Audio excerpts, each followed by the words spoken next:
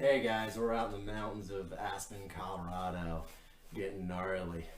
I wish, but the only adventure I get to do is via green screen these days.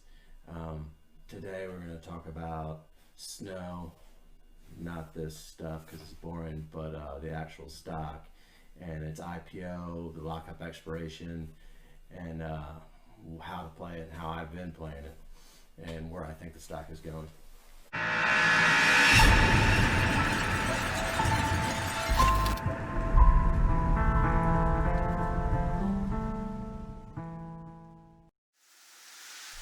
So while I don't have a short position in snow at this time, I still think it's a hard and avoid.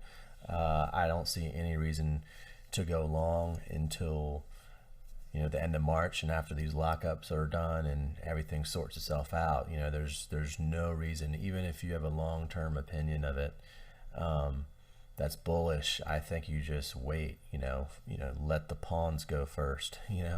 Because I think it remains weak until these lockups are done. There's so many reasons for it to sell off. Just basic, massive supply coming on in the market.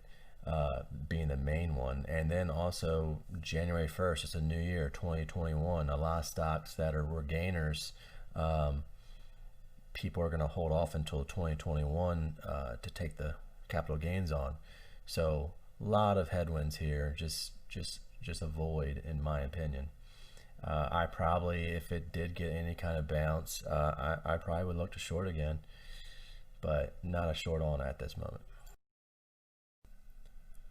Technically, maybe 275 gives some support, but this is probably going to 230.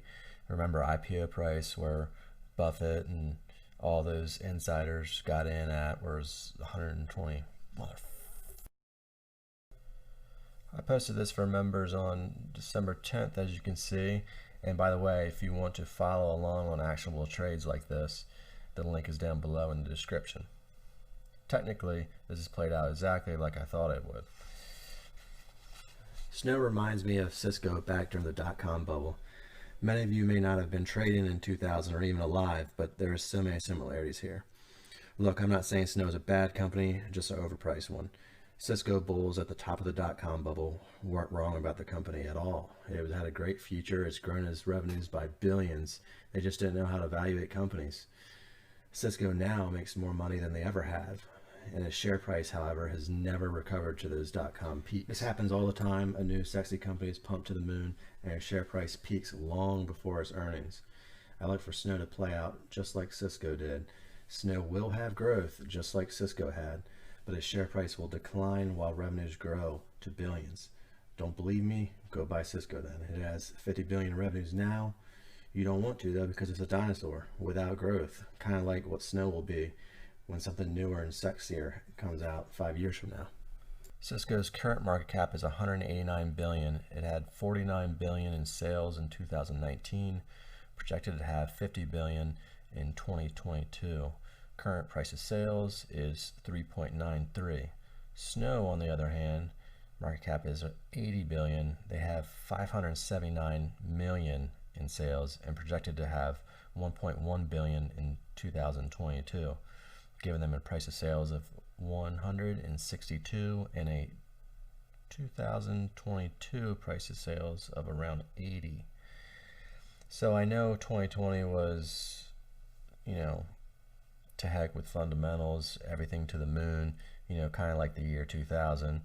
And comps in the software space are high with an average of, 10 price to sales ratio, kind of like the 2000s dot-com bubble.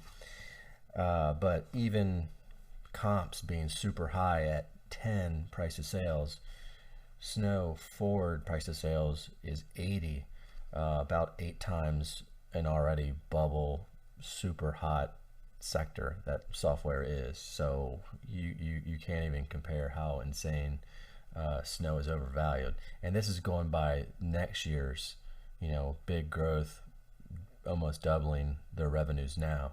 So a lot is still priced into these shares. The final lockup period expiration, where all insiders will be able to sell all their shares, will occur on the second full trading day following Snow's secondly quarterly financials are the first annual financials after the prospectus. An example, when they release the year 2020 financials. I expect sometime in March. So this is a little confusing because there's actually two lockup period expirations. Usually there's only one, and usually it's 180 days after the IPO, but I guess they pumped this one so hard they wanted insiders to be able to get out a little earlier on this first round. That's January 7th. Typically when stocks IPO, it's only 10% of the total float, so that's why this is such a big deal, because we're talking eventually, by the end of March there should be the other 90% of the shares, which is going to increase the supply of shares. So the demand has to come somewhere, and it's definitely not going to come from the guys that got in at $120 a share pre-IPO. So that's the mathematics that make lockup period expirations a big deal. So, kind of Debbie Downer for longs. Probably gonna get a lot of hate mail and comments if I come to my house and burn it down or whatever.